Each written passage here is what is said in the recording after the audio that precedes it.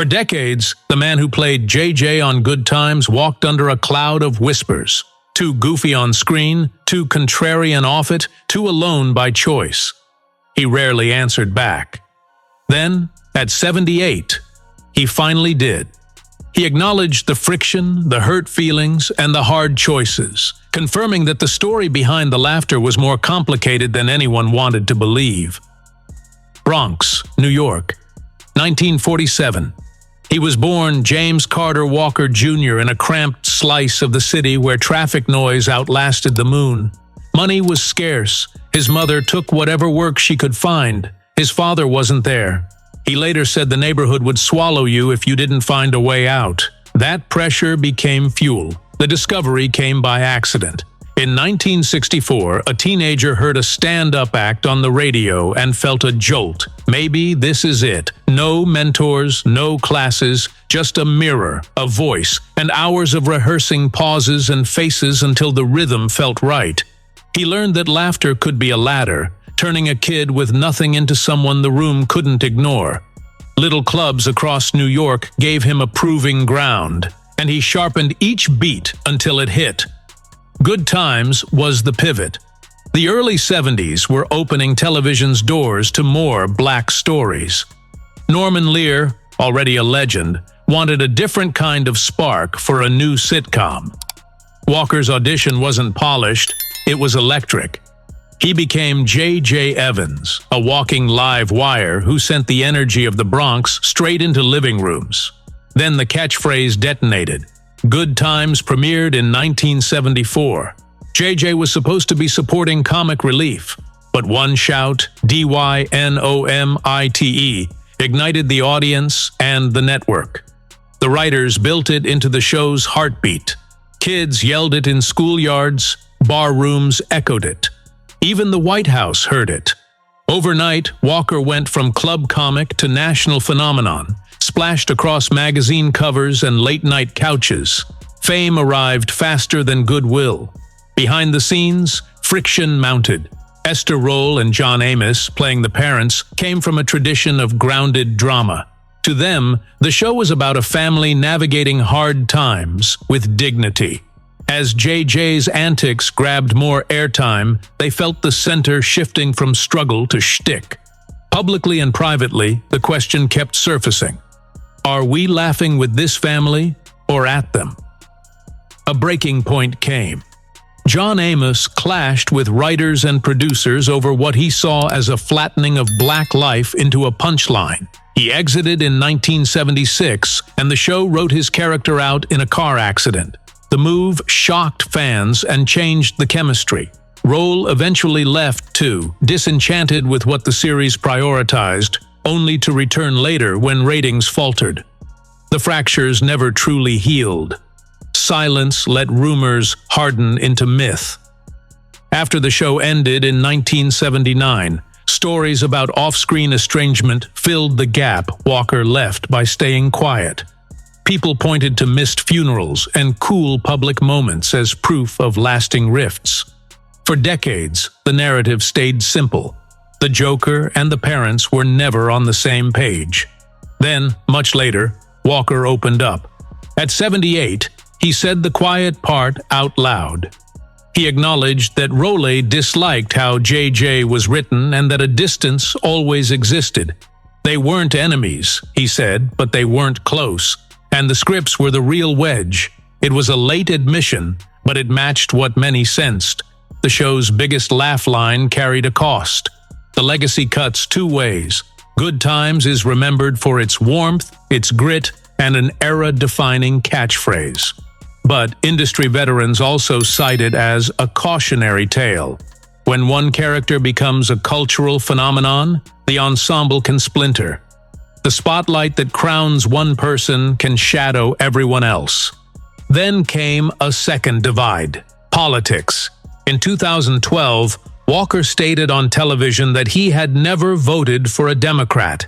In a town where most entertainers lean left, the candor landed like a thunderclap. He praised Ronald Reagan's optimism and later expressed practical admiration for Donald Trump. He said Republican policies made more sense to him. One side hailed his independence, the other saw a betrayal.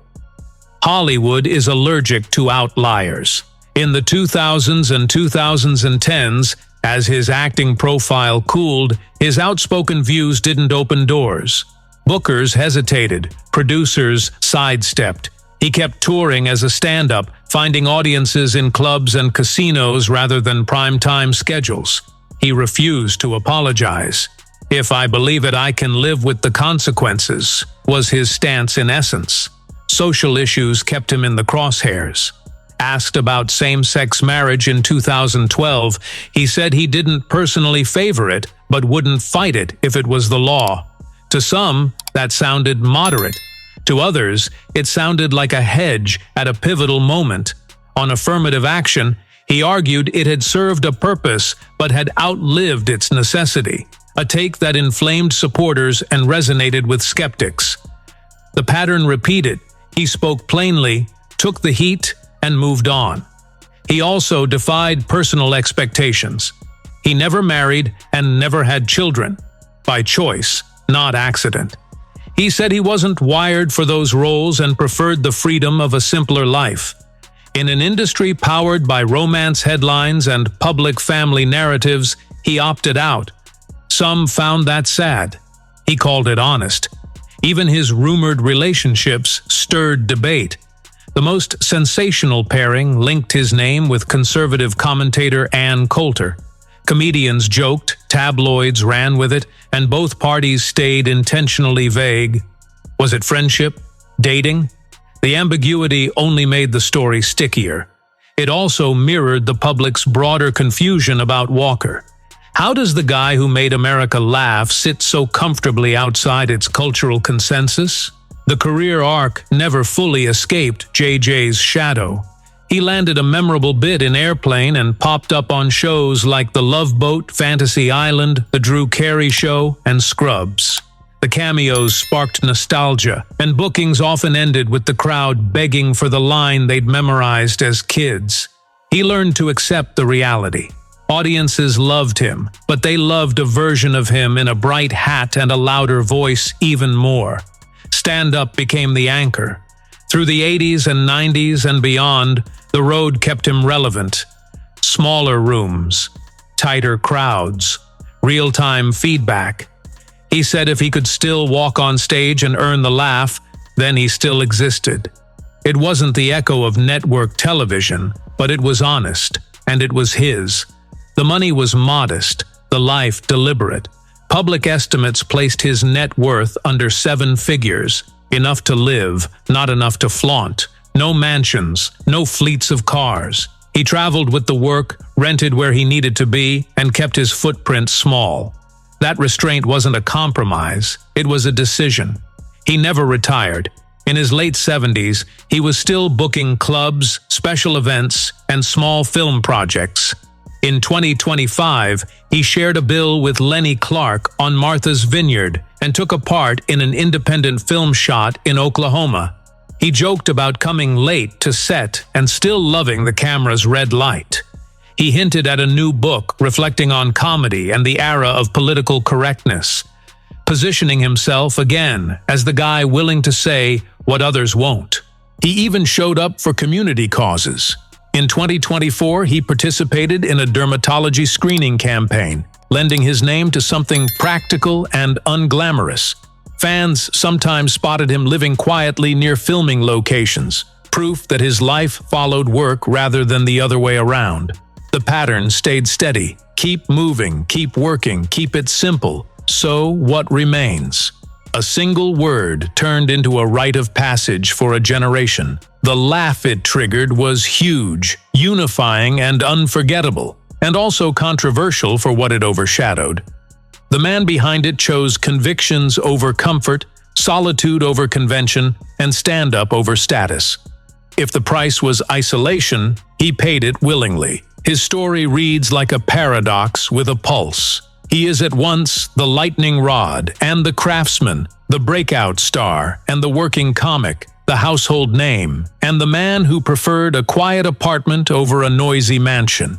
He has no tabloid scandal to explain, no courtroom drama to untangle. only opinions that split rooms, and a career that never fully outran its brightest moment. And yet, the measure of his impact is simple. Decades later, one syllable, stretched, shouted, and smiling, still travels easily across time. On YouTube, in small clubs, during comic conventions, it lands and people remember where they were the first time they heard it. That doesn't happen by accident. That belongs to someone who touched the country at exactly the right frequency. At 78, he finally connected the dots for everyone else. Yes, there was friction on set. Yes, friends and colleagues drifted. Yes, politics turned him into a lightning rod. But the through line wasn't chaos. It was choice. He chose how to talk, how to vote, how to live, and how to work. He accepted what that cost and kept going. The show that made him is part warmth, part warning. It gave television a black family worth rooting for, and it gave America a phrase it won't forget. It also showed how a hit can tilt a balance, stressing the very relationships that built it. The applause was real. So were the arguments. He will not leave behind palatial estates or a late-career blockbuster. He leaves a cultural imprint, short, loud, and stubbornly joyful, and an example of a performer who kept stepping onto stages long after the trend cycle passed him by. The cameras may have preferred consensus. The clubs have always preferred truth. If you want a tidy ending, you won't get one. What you get is a working comic in his late 70s, still writing, still touring, still telling you what he thinks whether you agree or not. He is not asking you to approve. He is asking you to listen, and, if he does his job, to laugh.